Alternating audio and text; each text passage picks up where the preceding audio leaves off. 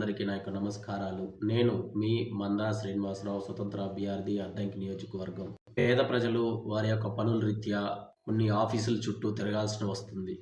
ప్రభుత్వం ఉద్యోగులు, మరి గెలిచిన నాయకులు, మరి ఈ యొక్క ప్రభుత్వాన్ని నడిపిస్తున్న వారు ప్రజల సమస్యలు వారి యొక్క ఏదైనా చెప్పుకోవాలి, లేకపోతే ఒక అప్లికేషన్ ఉంది, ఆ అప్లికేషన్ని పలానా నాయకుడి దగ్గరికి వెళ్తే, పలానా ఆఫీసర్ దగ్గరికి వెళ్తే, పలానా ఉద్యోగస్తుడి దగ్గరికి వెళ్తే నెరవేరుతుందని అనుకున్నప్పుడు వారు మీ ఆఫీసుల చుట్టూ తిరగాల్సి వస్తుంది. మీ యొక్క పేద, మధ్యతరగతి, ధనిక ఈ యొక్క కుటుంబాలు ఏది కూడా వ్యత్యాస చూపించకూడదు.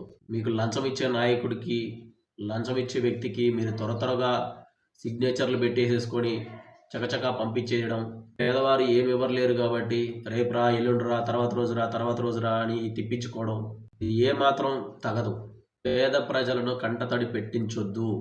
వారు ఒక అప్లికేషన్ని అప్లై చేయాలనంటే ఆ పేదవారు దానికి అర్హులైనట్లయితే అది మీ పరిధిలోకి వస్తుందా లేదా ఒకసారి చెక్ చేసుకోండి.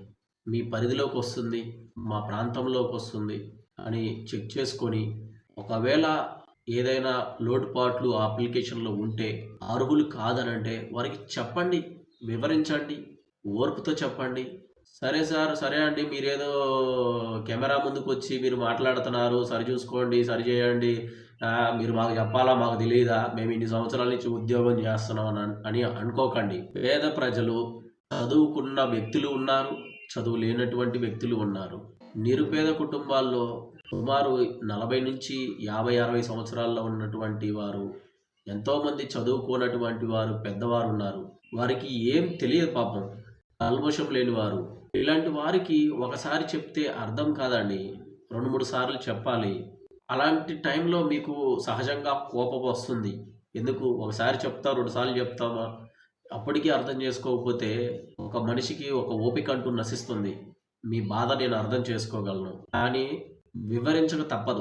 మీ యొక్క బిడ్డలు ఉన్నారు, నాన్న, అమ్మ, నాకు ఇది క్వశ్చన్ అర్థం కావడం లేదు, నాకు టీచర్ ఇట్లా చెప్పారు, నాకు ఇది అర్థం కావట్లేదని బాబా చదువుకోబా ఇట్లా గదిలితే పిల్లలకి ఏ విధంగా చెప్పాలో ఆ విధంగా మీకు తెలిస్తే దాన్ని వివరించండి. తెలియకపోతే సేమ్ ఇదే విధంగా చదువుకున్నటువంటి వ్యక్తులకు కూడా మీరు నేర్పించక తప్పదు. మీరు కసురుకోకండి దయచేసి.